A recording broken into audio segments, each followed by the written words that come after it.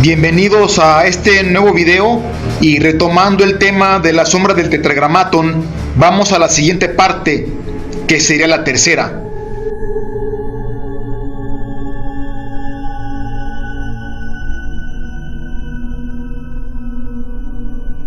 Estamos enfocados en la simbología del tetra, pero en esa simbología que realmente tenga trascendencia o una importante relación o relevancia. ¿Por qué te digo esto? Porque te puedes encontrar en la red o en internet imagen como esta, donde nos señalan aproximadamente 42 símbolos. De estos 42, la mayoría tienen doble significado. Entonces hablamos de 80 a 100 términos esotéricos que realmente para una persona promedio que use un tetragramatón no le van a servir de nada. Aunque algunos logren entenderlo, jamás los van a usar. Es más, hasta para un iniciado en artes mágicas, la mayoría de todo este simbolismo y significado sale sobrando. Lo que yo trato de decir y explicar es el simbolismo del tetra que más nos puede ayudar y por lo tanto entender sin tantas complicaciones. Y en esta tercera parte vamos a ver otras dos clases de simbología que significan lo mismo, solo que en diferente perspectiva, ambas encaminadas a trabajos alquímicos y de transformación espiritual y material. Vamos a ver cuáles son. En el tetra aparecen marcados los 4 palos de la baraja española. Bueno, así los conocemos y así los mencionaremos para no desviarnos con otros conceptos. Estos 4 elementos son el oro, la espada, la copa y el basto. Pero ¿se han puesto a pensar a todas esas personas que estudian el tetra? ¿Para qué están ahí? Obviamente, nada tiene que ver con la interpretación de la baraja española. Lo que significa es una obra o trabajo alquímico. Observando el tetra, en la parte superior derecha aparece la copa, que es el recipiente donde pondrás tus elementos. Es la base para empezar a trabajar. Siguiendo el movimiento de las manecillas del reloj, de izquierda a derecha, aparece abajo el basto o haz de bastos. Esta es la vara o la varita con la que batirás tus elementos para que estos se vayan mezclando y formar un elemento único y consistente.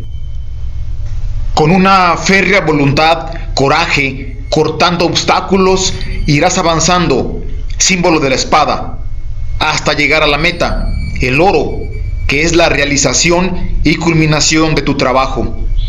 Como ya dijimos, la alquimia es la transmutación de los elementos más abstractos y densos o oscuros en elementos valiosos y brillantes como el oro. Físicamente puede representar un proyecto de cualquier tipo, personal, espiritual, financiero, familiar, etc. En esta vida todo transmuta y cambia, aunque tú no quieras o no te des cuenta. Pero hay cosas que tú puedes transmutar y cambiar para bien si inicias un proceso alquímico, claramente representado por estos 4 símbolos: la copa, el basto, la espada y el oro. Así en ese orden. Y así en ese orden aparecen en el tetra. Por eso vuelvo a repetir, nada está puesto al azar o por coincidencia.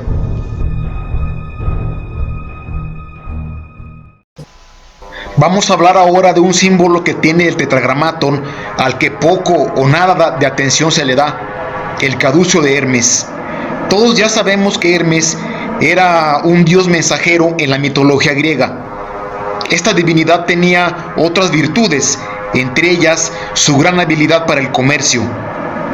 El caduceo de Hermes es una vara o bastón que lleva 2 alas en su parte superior. Esta va enroscada por 2 serpientes que ascienden en paralelo en forma de espiral. Este símbolo sigue vigente Se usa como ícono o bandera por escuelas e instituciones dedicadas a las ciencias económicas. No confundir el caduceo de Hermes con la vara de Esculapio, que podría parecerse, pero son cosas distintas. Pero, ¿qué relación tiene el caduceo de Hermes con el tetra? Como ya lo he dicho en el transcurso del video, toda la simbología no está puesta al azar. Todo tiene un porqué y obviamente una función muy específica. Solo hay que saber observar y darle sentido a esos símbolos. Como ya hemos explicado, la mayoría de los símbolos en el Tetragrammaton tienen un significado alquímico relacionado con lo mágico, esotérico y astrológico. No son símbolos convencionales ni están puestos al azar. Por ejemplo, veamos dónde está posicionado el caduceo en el tetra. Si colocamos la figura humana con los brazos y piernas extendidos, forman una estrella. Esta posición en yoga se le llama así, posición de estrella de 5 puntas, o postura indalo, que es una posición del Qigong, acorde a la tradición china, donde se dice que así se alinean geométricamente los canales energéticos para atraer la energía vital, llamada Qi. Entonces, la colocación del caduceo de Hermes, puesto en un hombre en posición de estrella de 5 puntas o postura indalo, vemos que el caduceo se encuentra en la parte sexual del hombre, y esto corresponde a una práctica antiquísima de la India, llamada el despertar de la serpiente Kundalini. Ambos, el ser humano y el Tetragrammaton, en esoterismo y cábala, son llamados microcosmos, que son la representación a escala menor del macrocosmos o de todo el universo. Esta práctica de yoga y meditación para despertar o activar la Kundalini tiene como función que ésta ascienda desde la base de la columna vertebral, desde el coxis o chakra muladhara, como se le quiera llamar, que ésta ascienda en espiral, vertical o de cualquier manera, pero con este movimiento ir activando y alineando otros chakras o ruedas de poder o energéticas hasta llegar a la cabeza, particularmente al entrecejo, abriendo el tercer ojo. Cabe decir que no es una práctica fácil, pero por algo esto está representado en el Tetragrammaton.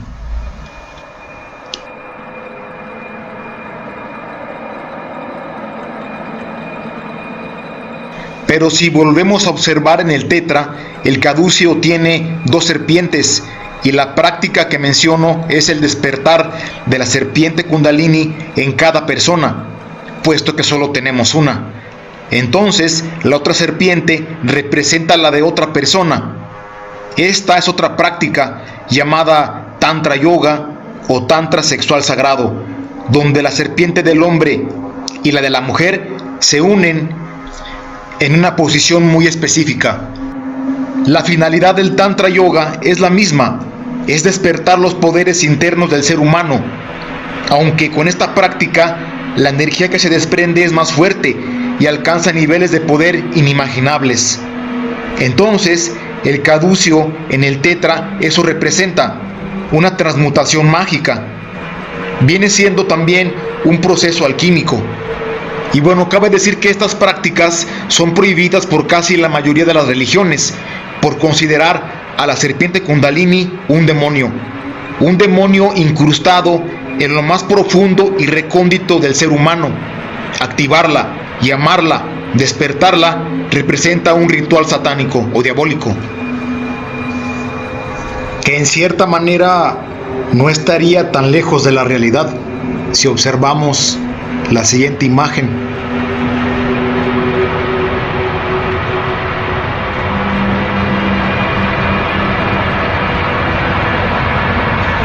La siguiente simbología del tetra son los números.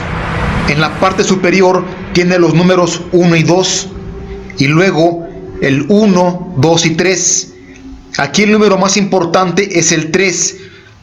El 3 porque está considerado en todas las formas de razonar del ser humano, y es divinal por excelencia, porque en casi todas las religiones la formación y creación del universo se realiza por tres seres, una divinidad masculina, una femenina, dando resultado un hijo o tercera divinidad. Y así podríamos dar una infinidad de ejemplos. En los conceptos mágicos y ocultistas, el 3 es también resultado o concretización de una cosa y darla por hecho. Por ejemplo, cuando algo que pidamos querramos que se cumpla, se dice así sea o así será 3 veces.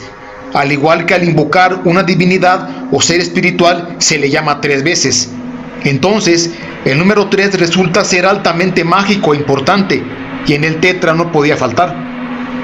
Sin embargo, para obtener un resultado que es el 3, se requiere un inicio o principio representado por el número 1 y un seguimiento o continuidad o fuerza representado por el número 2. Esta es una clave importante que el mismo tetra te está dando.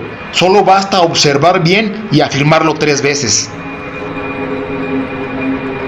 Y ya para finalizar esta tercera parte y casi completando la simbología más importante y trascendental del tetra, ¿te has dado cuenta hasta aquí que no es una imagen o amuleto cualquiera?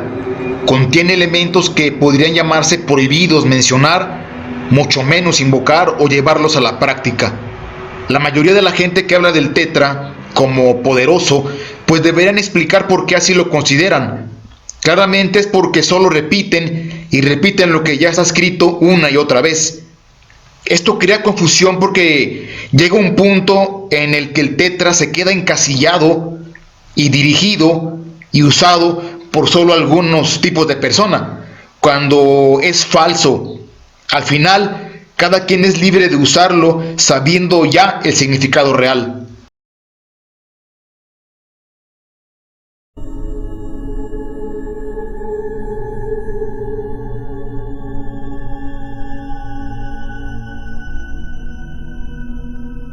Las principales letras, palabras o nombres que vemos a primera vista es precisamente la palabra tetragramaton, que se lee en forma circular en 5 partes de izquierda a derecha. Después hay 4 nombres o palabras en hebreo, 2 en la parte superior de los brazos de la estrella o su línea horizontal y 2 más un poco más abajo. Vamos a analizar las 2 primeras por ser las más importantes y trascendentales en el tetra. Esto también para no meternos en conceptos de la cábala judía con los otros 2 términos que no son de nuestro tema. Tetragramaton significa palabra de 4 letras, las cuales están posicionadas en la parte izquierda superior del tetra, viéndolo de frente. Esas letras, traducidas al castellano, forman la H, W, H, Y o Y, H, W, H, dando el nombre de Yahweh, del cual se derivan Yahvé o Jehová. Entonces, la gran confusión es que la mayoría de la gente, al saber que tetragramaton es un nombre de Dios oculto, pues le dan connotaciones hacia el Dios Jehová de las religiones católicas, cristianas y judías. Lo que no saben es que la palabra Yahvé o Jehová es una palabra genérica que también puede hacer alusión a la otra divinidad, a esa oscura y terrible, Baal Moloch.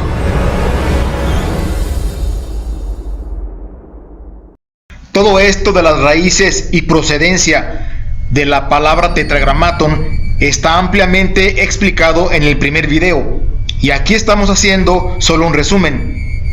Para entender todo lo anterior descrito, y a modo de síntesis, el idioma hebreo es considerado de los más antiguos del mundo y pertenece a una lengua semítica que nace en tiempos mesopotámicos, entre 4500 o 5000 años antes de nuestra era. De esas épocas y lugares nacen y se extienden otros pueblos, los llamados del Oriente Próximo, entre ellos asirios, persas, los mismos hebreos, judíos, arameos, fenicios, cananitas, amonitas.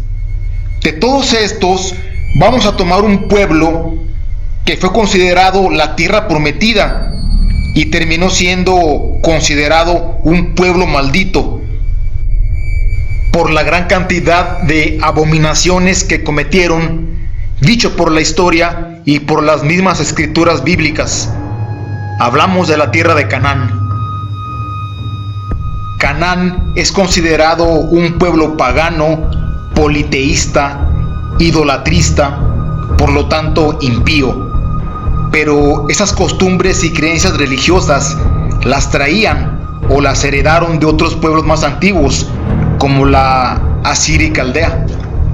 Si tomamos como referencia que los judíos o israelitas se instalaron en esa tierra prometida que era Canaán, es de suponer que ellos también realizaban las mismas prácticas y actividades.